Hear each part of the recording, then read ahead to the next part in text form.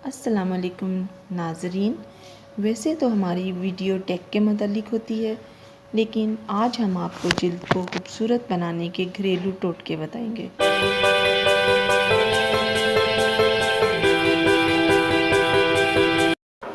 यूँ तो लीमू खाने में इस्तेमाल होता है, लेकिन इसकी तेज़ाबी खसूसियत की वजह से हम अपनी जिल्द को दोबारा ज़िंदगी दे सकते हैं, जिससे जिल्द कम उम्र और तरोताज़ा नज़र आने लगती है।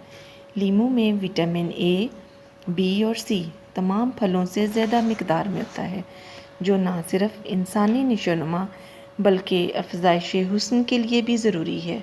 आइए नाज़रीन, अब हम आज की वीडियो शुरू करते हैं। इसमें मैं आपको चेहरे को निखारने के 4 टोटके बताऊंगी। सबसे पहला टोटका है चेहरे से झुर्रियों को दूर कैसे कर सकते हैं। इसके लिए हमें लीमू का रस, रोगनी बादाम और ग्लिसरीन चाहिए। इन सब चीज़ों को हम वज़न मिलाकर साफ़ बोतल में भर लें और इसे रात सोने से पहले चेहरे और हाथों पर रोज़ाना मलने से चेहरा मुलायम और रंगत भी साफ़ हो जाएगी।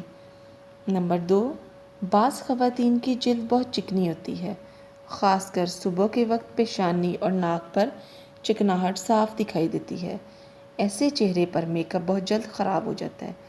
ऐसी ख़वातीन को चाहिए कि हफ्ते में 3 बार खीरे और लीमू का रस 1-1 चम्मच मिलाकर चेहरे पर लगाएं। 15 मिनट के बाद मुंह धो लें। इसके बाद मेकअप करें। काफ़ी देर तक मेकअप ख़राब नहीं होगा।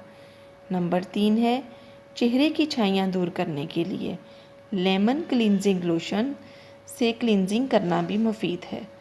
नंबर 4 है चेहरे की रंगत को निखारने के लिए एक नहायत आसान और सस्ता नुस्खा ये है कि अंडे की जर्दी को चम्मच के साथ इतना फेंटें कि झाग बन जाए।